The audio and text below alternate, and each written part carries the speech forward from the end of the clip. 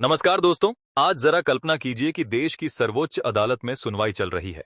कुर्सी पर प्रधानमंत्री बैठे हैं, सामने जज साहब हैं। अदालत में सन्नाटा है और सवाल एक एक करके रखे जा रहे हैं। दोस्तों, वीडियो को लाइक और चैनल को सब्सक्राइब जल्द कर लें, क्योंकि आज की यह खबर बहुत ही मजेदार है। प्रधानमंत्री जी कोर्ट पूछ रही है, अगर देश की अर्थव्यवस्था मजबूत है तो हर चुनाव से पहले मुफ्त योजनाओं की जरूरत क्यों पड़ती है? अगर विकास अपने आप लोगों की जिंदगी बदल रहा है तो बार बार फ्री राशन, फ्री बिजली, फ्री पैसा देने की घोषणा क्यों करनी पड़ती है? कोर्ट पूछ रही है, अगर युवाओं को रोजगार मिल रहा है तो फिर हर शहर, हर गांव में बेरोजगारी की शिकायत क्यों सुनाई देती है? हाथ में डिग्री लिए युवा नौकरी के लिए दर दर क्यों भटक रहे हैं? प्रधानमंत्री जी कोर्ट पूछ रही है, अगर स्टार्टअप का दौर चल रहा है तो सरकारी भर्तियां सालों तक क्यों लटकी रहती हैं? पेपर लीक क्यों होते हैं? नियुक्तियां क्यों नहीं होती? कोर्ट पूछ रही है, अगर किसान की आमदनी बढ़ गई है तो फिर किसान कर्ज में क्यों डूबा हुआ है? खेत छोड़कर शहर की तरफ क्यों भाग रहा है? एमएसपी की मांग पर आंदोलन क्यों होते हैं? प्रधानमंत्री जी कोर्ट पूछ रही है, अगर महंगाई काबू में है तो रसोई गैस, पेट्रोल, डीजल, दाल, सब्जी हर महीने महंगे क्यों हो जाते हैं? आम आदमी की तनख्वाह वहीं की वहीं क्यों अटकी हुई है? कोर्ट पूछ रही है, अगर देश आत्मनिर्भर बन रहा है तो छोटे व्यापारी दुकानें क्यों बंद कर रहे हैं? बड़े कॉरपोरेट का कर्ज माफ और छोटे दुकानदार पर टैक्स का बोझ क्यों बढ़ता जा रहा है? प्रधानमंत्री जी कोर्ट पूछ रही है, अगर लोकतंत्र मजबूत है तो उसकी आवाज सिर्फ उसकी नहीं होती, वह उन लाखों कार्यकर्ताओं की आवाज बन जाती है जिन्हें आज यह महसूस हो रहा है कि पार्टी अब पार्टी नहीं रही, एक प्राइवेट लिमिटेड कंपनी बन गई है जहां सिर्फ दो लोगों की चलती है। सोचिए, यह घटना ऐसे समय में हुई है जब चुनाव सिर पर हैं, जनता महंगाई और बेरोजगारी से त्रस्त है, युवाओं में निराशा है, किसान परेशान है, विपक्ष एकजुट होने की कोशिश कर रहा है और ठीक इसी समय सत्ता के भीतर से रोने की आवाज आती है। यह संयोग नहीं हुई है, सत्ता यह संकेत है कि भीतर सब कुछ ठीक नहीं है। सवाल सिर्फ स्मृति ईरानी का नहीं है, सवाल उस राजनीति का है जहां महिला सशक्तिकरण सिर्फ नारे में है, पोस्टर में है, ट्वीट में है, हंसी, लेकिन फैसलों की मेज पर नहीं है। सवाल उस सिस्टम का है जहां एक नेता चाहे कितना भी चमकता हो, अंत में उसे कहा जाता है, आपकी हैसियत इतनी हंसी ही है। दोस्तों, यह कहानी अभी शुरू हुई है और अगर यह सच बाहर आया तो हो सकता है कि 2019 क्या सरकार अगले 24 घंटे भी मुश्किल से गुजारे। लेकिन क्या वह सच बाहर आएगा? क्या स्मृति ईरानी बोलेंगी या दबाव का पहाड़ इतना बड़ा है कि आवाज दम तोड़ देगी? समय बताएगा। लेकिन आज जो हुई है वह भारतीय राजनीति के इतिहास में दर्ज हो चुकी है। लेकिन स्मृति ईरानी साधारण नेता नहीं है, वह सड़क से उठकर हंसी संसद तक पहुंची हैं, लड़ाई लड़कर, संघर्ष करके, खुद को साबित करके। और इसीलिए जब ऐसी महिला रोती है तो उसकी आवाज सिर्फ उसकी नहीं होती, वह उन लाखों कार्यकर्ताओं की आवाज बन जाती है जिन्हें आज यह महसूस हो रहा है कि पार्टी अब पार्टी नहीं रही, एक प्राइवेट लिमिटेड कंपनी बन गई है जहां सिर्फ दो लोगों की चलती है। सोचिए, यह घटना ऐसे समय में हुई है जब चुनाव सिर पर है, वाला पैसा उस युवा के भविष्य से ज्यादा जरूरी है जिसे हर महीने नौकरी चाहिए। कोर्ट पूछ रही है, जब सुप्रीम कोर्ट कहती है खैरात नहीं रोजगार दीजिए, तो क्या यह सिर्फ सलाह है या संविधान की चेतावनी? प्रधानमंत्री जी कोर्ट पूछ रही है, अगर सरकार सच में आत्मविश्वास से भरी है तो सवालों से डर क्यों?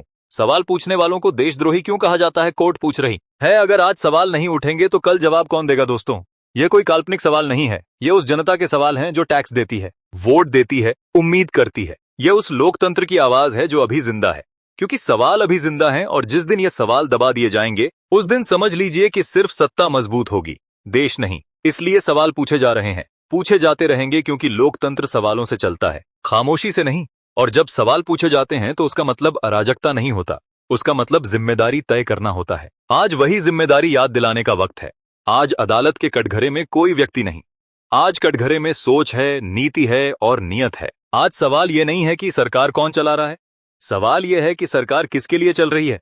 प्रधानमंत्री जी कोर्ट पूछ रही है, अगर नियत साफ है तो डर कैसा? अगर काम मजबूत है तो सवाल से घबराहट क्यों?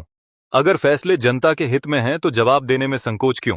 कोर्ट पूछ रही है, क्यों हर असहमति को साजिश बताया जाता है?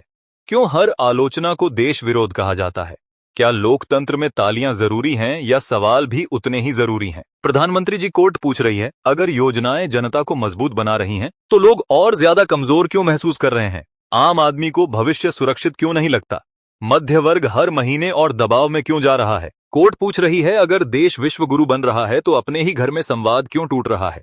सरकार और जनता के बीच दूरी क्यों बढ़ रही है? नेताओं और जमीन की हकीकत में फर्क क्यों दिखता है? प्रधानमंत्री जी कोर्ट पूछ रही है, अगर संस्थाएं मजबूत हैं तो उन पर सवाल उठाने वालों को दुश्मन क्यों माना जाता है? संवैधानिक संस्थाओं की साख बचाने की जिम्मेदारी किसकी है? कोर्ट पूछ रही है, अगर चुनाव लोकतंत्र का उत्सव है तो चुनाव के समय ही गरीब, अमीर, किसान, मजदूर क्यों याद आते हैं? चुनाव खत्म होते ही वही जनता क्यों भूल जाती है? प्रधानमंत्री जी, कोर्ट पूछ रही है, अगर योजनाएं सच में कल्याणकारी हैं तो उन्हें कानून के दायरे में लाने से डर क्यों?